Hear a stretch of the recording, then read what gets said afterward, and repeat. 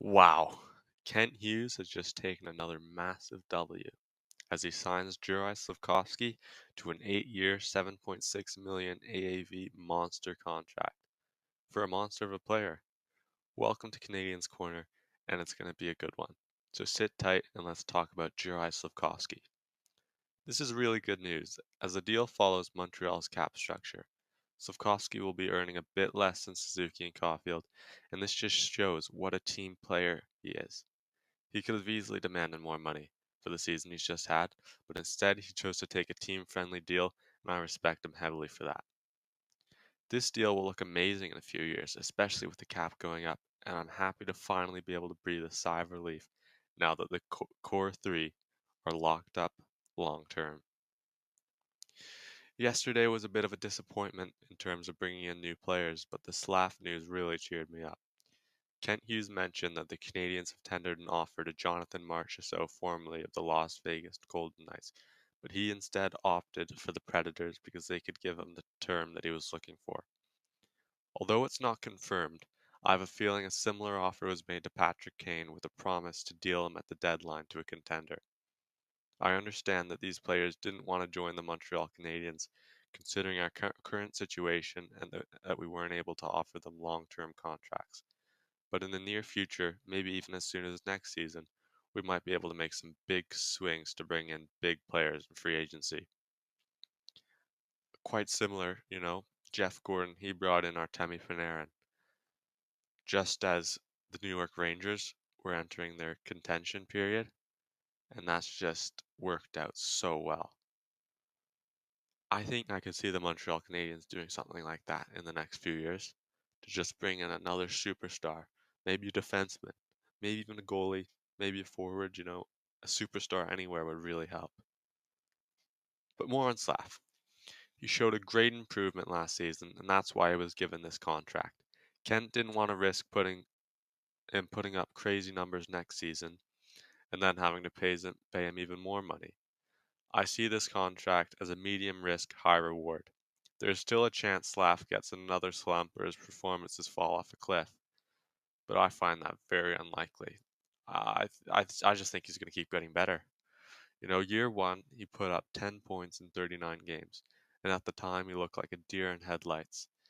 He was constantly getting checked, and he had a hard time adjusting to playing in North America. At the start of year two, Slav looked a lot better, but he was failing to put up points, and he was heavily criticized for it. Some people were even calling for him to be sent down to the minors. And there were talks about that in the organization, but Martin St. Louis, he was a voice of reason, and he said you just have to wait. He knew he'd get better, and all of a sudden he did. In the middle of the season, he turned it around, and he started getting hotter and hotter. This is partly because he got to play with Nick and Cole, but he showed that he's a really good player, and he put together a 50-point season. Now, if he can play all of next season like he did in the second half of last season, it wouldn't be crazy to see Slav reaching 70 points. But, maybe the goal should be 60, 10 more than last season. But 70, I think we might have a superstar on our hands. But all good players have slumps, and I'm pretty sure we'll see another Slav slump next season. He's just got to do his job to keep these slumps few and far between.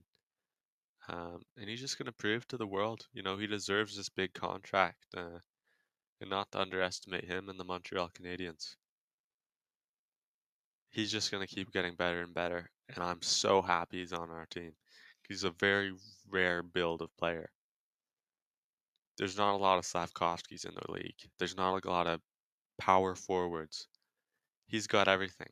He can deke, he can shoot, he can pass. I think the closest player to him in the NHL is someone like a Mikko Rantanen on the Colorado Avalanche. Similar size, similar numbers as they were coming into the NHL. I think that's what Slafkovsky can become. And playing with Demidov next season, or the season after that, Demidov, Suzuki, I could see him putting up. I could see him definitely becoming a point per game player, probably more than that. But anyway, thanks everyone for watching. I really appreciate it. I'm working on another video that will probably get released either today or tomorrow, where I go in depth into the Montreal Canadiens 2024 NHL draft class. If that seems interesting to you, I'd recommend you subscribe and turn notifications on so you don't miss it. Bye bye.